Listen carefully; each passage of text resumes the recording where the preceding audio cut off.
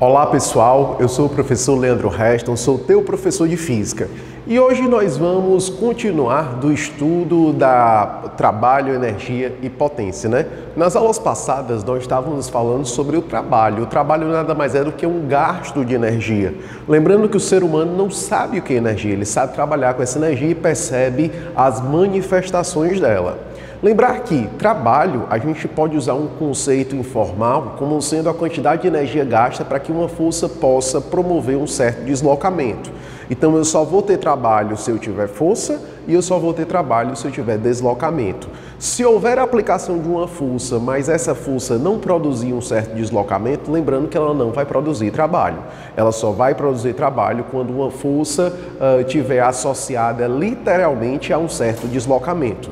Lembra das classificações, a gente lembra que o trabalho ele pode ser motor, quando essa força está ajudando no deslocamento, esse trabalho pode ser resistente, quando essa força está atrapalhando no certo deslocamento. Lembrar que quando eu tenho um gráfico da força pelo deslocamento, a área desse gráfico ela tem que ser numericamente igual ao trabalho da força. Lembrar que numericamente igual porque eu não posso ter um trabalho como sendo igual a uma força, né? O trabalho ele é um gasto de energia.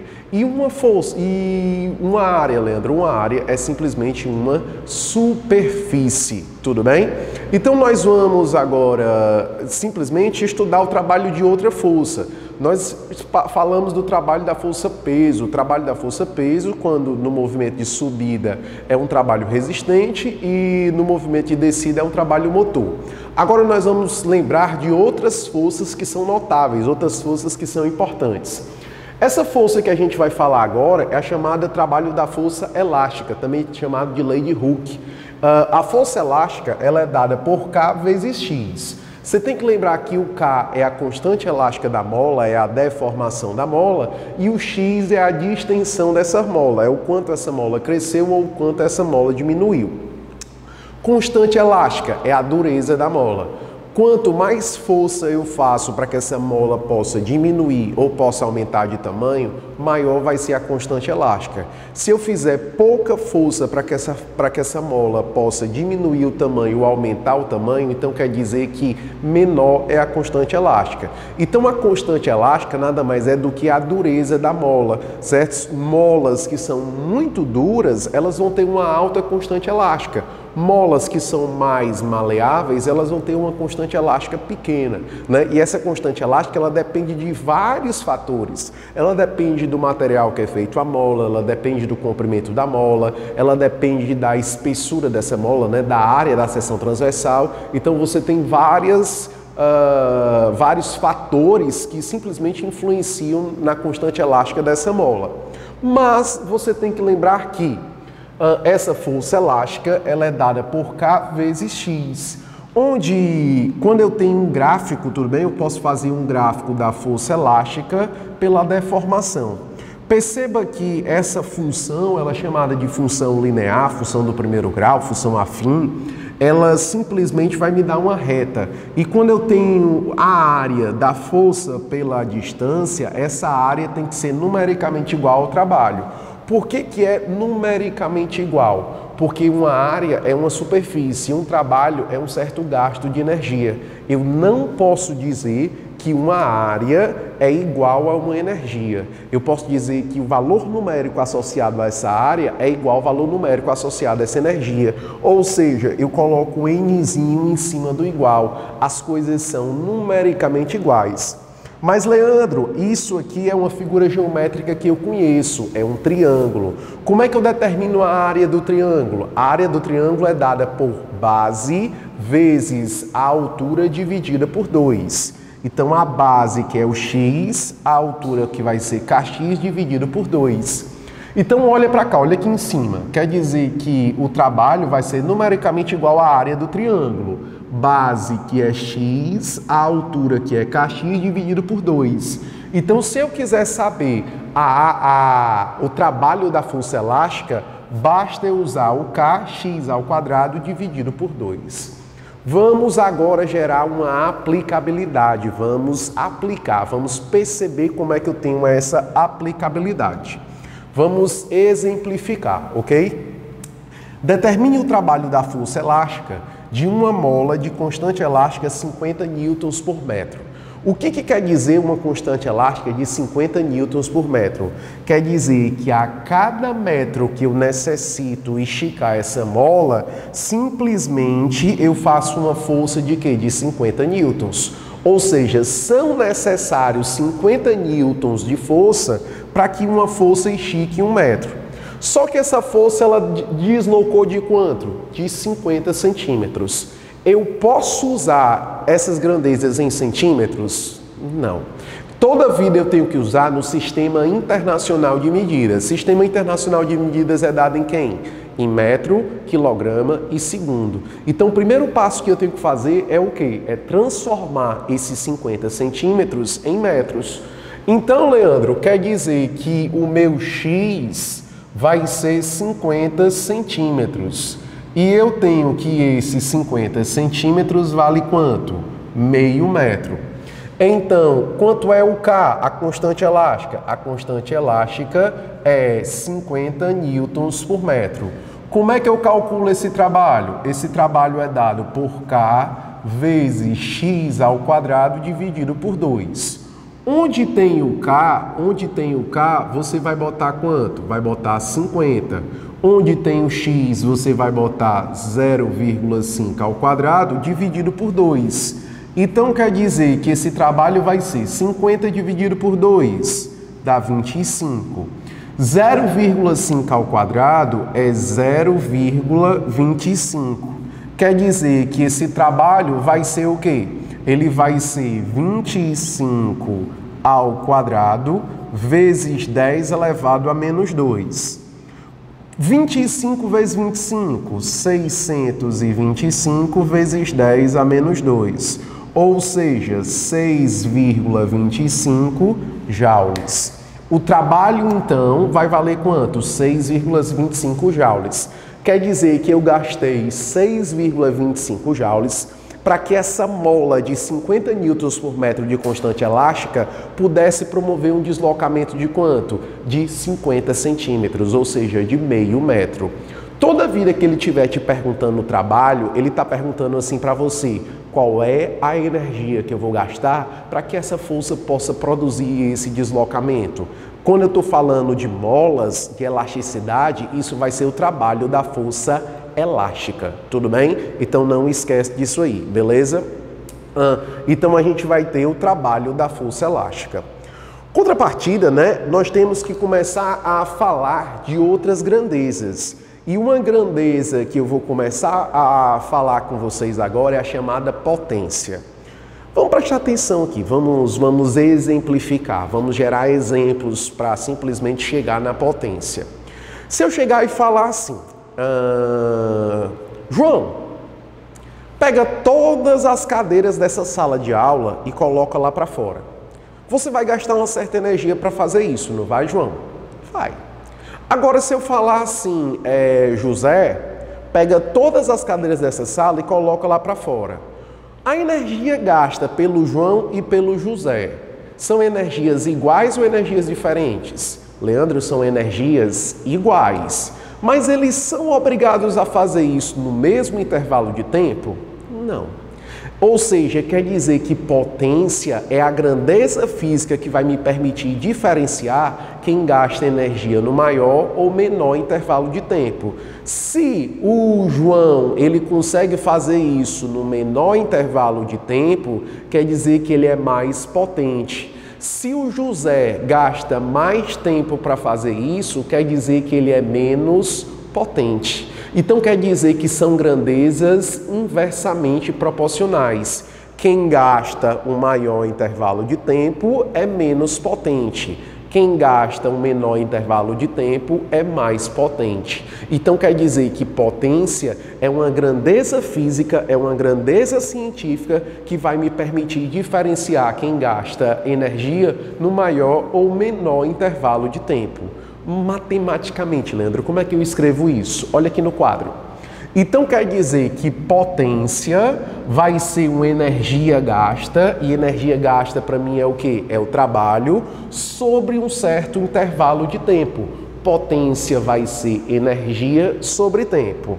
A unidade disso, trabalho é dado em joules e o tempo no Sistema Internacional de Medidas é dado em quê? Em segundo. Então, joule por segundo a gente representa com um W maiúsculo. E esse W se lê o quê? Watt. Então, toda vida que você pegar alguma coisa e você lê watt, isso é a potência que está sendo consumida de alguma coisa. Watt, daqui por diante, você já sabe que é a unidade científica de potência. Potência é uma quantidade de energia que se gasta num certo intervalo de tempo.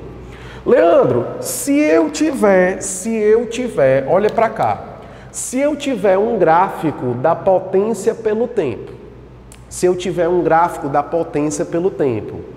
a área desse gráfico tem que ser numericamente igual ao trabalho, a área desse gráfico tem que ser numericamente igual à energia que eu estou gastando. Então, quando eu tenho um gráfico da potência pelo tempo, a área desse gráfico tem que ser numericamente igual à energia. Então, quer dizer, Leandro, que a potência ela não precisa ser constante ao longo do tempo exatamente. Por isso que aquilo que nós iniciamos estudando chama-se potência média. Eu posso ter potências que variam ao longo do tempo, é a chamada potência útil instantânea. Nessa potência útil instantânea, ela pode ter um valor mutável a cada momento. Se ela tem um valor que está se diferenciando a cada momento, eu posso calcular o valor dela para forças instantâneas e velocidades instantâneas.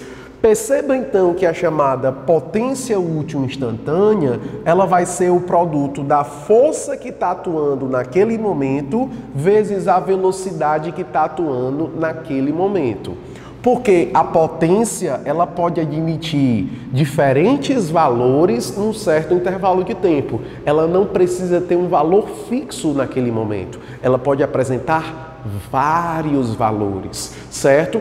E para um determinado instante de tempo eu posso fazer o cálculo daquele instante lá. Se eu souber o valor da força e se eu souber o valor da velocidade, eu consigo concluir isso, ok? E nós vamos ter a ideia de quê? Nós vamos ter a ideia de rendimento. O que é o rendimento? O rendimento é o quanto eu consigo extrair de um todo. Eu vou dar um exemplo agora, né? Imagina que o teu pai te deu R$10, certo? Aí R$7 tu pegou e comprou uma revista da National Geographic, tudo bem? E R$3 tu comprou de chiclete. A fins educacionais, qual foi o rendimento da operação? 7, porque é útil para a educação, uma revista científica, sobre 10, que foi tudo que tu recebeu. 7 sobre 10, isso vai dar 70%. A fins do dentista ganhar dinheiro, qual foi o rendimento da operação? 30%. Porque o dentista vai ganhar dinheiro tu estragando os teus dentes. Então vai ser 3 sobre 10. Então quer dizer que esse rendimento, assim como essa utilidade, ela é relativa. Ela depende da situação. Ela depende do que você está simplesmente tratando como útil. Quando você olhar para cima, vai ter uma lâmpada. Essa lâmpada aí ela vai produzir duas coisas, luz e calor. Tudo bem? Então, a fins de iluminação, qual é a energia útil? É a luz. A fins de aquecimento, qual é a energia útil? A fins de aquecimento, a energia útil vai ser o quê? Vai ser o calor. Então, quer dizer que essa utilidade, ela é relativa, depende da situação. Aquilo que pode ser útil para um lado, pode não ser útil para o outro. Então você tem que enxergar necessariamente aonde se encontra essa utilidade, ok? Vai depender de cada problema, mas o rendimento sempre vai ser algo que é útil para a minha situação, sobretudo aquilo que eu estou recebendo. Tranquilo? Vamos exemplificar, vamos colocar ali no exercício para a gente perceber como é que é a aplicação desses conteúdos, né? Vamos ver como é que a gente pode aplicar. Ele fala assim, um carro de 1000 kg, né, 1000 kg de massa, sobe um morro de 100 metros de altura, né? Vamos dizer que isso aqui seja a altura, em um intervalo de tempo de 20 segundos. Sabendo que a gasolina fornece 5 vezes 10 a sexta joules de energia para esse processo, ele pede que a gente faça algumas continhas. A primeira conta que a gente vai fazer aqui é o seguinte: qual a potência fornecida pela gasolina? Então você tem que lembrar que potência vai ser a energia dada pela gasolina sobre o tempo que acontece. Ou seja, quanto foi a energia que a gasolina me deu? 5 vezes 10 a sexta joules. Em quanto tempo isso aconteceu? 20 segundos. Ou seja, a potência dada pela gasolina, ela vai ser 5 sobre 20. 5 sobre 20 é a mesma coisa que 1/4, vezes 10 a sexta joules. Ou seja, 0,25 vezes 10 a sexta, joules não, né? É joules por segundo. Joules por segundo, isso vai ser o que, pessoal? Watt, né? Porque ele está me dando joules por segundo. Joules por segundo, isso é watt. Não vacila, preste atenção aqui comigo, né? Deixa eu errar, não. Então quer dizer que joule por segundo, isso vai ser watt. 5 sobre 20 é 1/4. 1/4 é 0,25. Qual a potência mínima para o carro executar a operação? A pergunta que eu tenho é, quando um carro vai subir, qual é a menor força que ele tem que vencer? É a força-peso, não é? Então quer dizer que a mínima energia que ele tem que ter para aqueles processos é a energia que eu tenho que ter para vencer a força-peso. Ou seja, vai ser o trabalho da força-peso. Então, como é que eu vou analisar a potência do carro, né? A potência mínima para o que o carro vai? É o trabalho da força-peso sobre o tempo que isso vai acontecer. E como é que eu acho o trabalho da força-peso? É a massa, a gravidade e a diferença de altura sobre o intervalo de tempo que isso vai ocorrer. Então, quanto é o valor da massa? A massa são 1000 quilogramas. Quanto é a gravidade? 10. E a diferença de altura? 100. E o tempo que isso vai acontecer? 20 segundos.